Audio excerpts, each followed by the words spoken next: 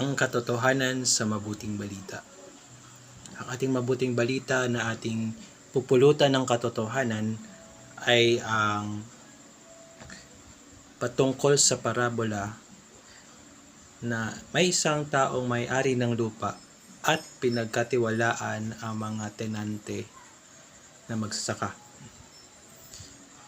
Ang isang magandang katotohanan na pwede nating mapulot doon ay ang Diyos, ang siyang pinakasimula ng lahat. Siya ang lumikha ng lahat. Siya ang nagsimula ng lahat. At tayo ay mga ginawang katiwala ng Diyos.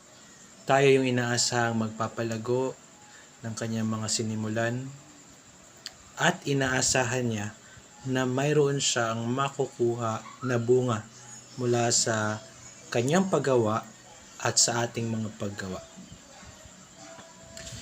Ngunit may isang katotohanan sa mga tao na gustong ipahiwatig ng mabuting balitang ito.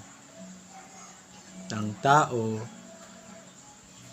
mas pipiliing maging makasarili, handang pumatay para lang makuha ang lupa na hindi kanya, ang mga tanim na hindi kanya, at tayo ay pumalya sa larangan ng pagiging makasarili. Yan ang katotohanan tungkol sa Diyos, mapagbigay, nagsimula ng lahat, at may inaasahan sa ating bunga. Ngunit ang mga tao sa kabilang banda ay naging makasarili at nagawang patayin maging ang anak ng may-ari ng lupa. At yun yung pumupunto doon sa kamatayan rin ng ating Panginoong Jesus. So yan yung mga katotohanan mula dyan sa parabolang ito. Tayo patuloy na magnilay bilang isang mga katiwala ng Diyos sa kanyang hardin.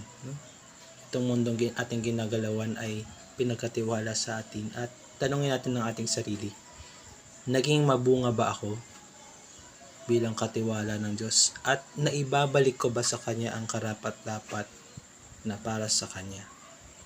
Yan. So, manatili tayong magnilay sa salita ng Diyos at purihin siyang tunay.